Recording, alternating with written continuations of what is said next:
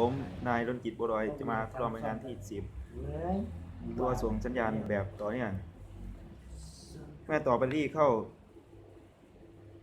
B1 ให้กับวงจรแล้วใช้กล้องมือถือส่องดูการเปลี่ยนแปลงที่ LED อินฟราเรดจะพบว่า LED อินฟราเรดจะกระพริ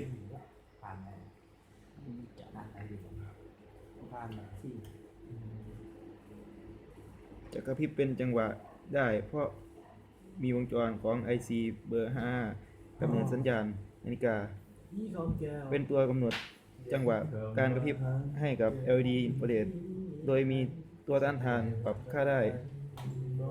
เป็นตัวกำหนดความถี่หรือจังหวะให้กับ IC เบอร์ 5 เมื่อตัวต้านทาน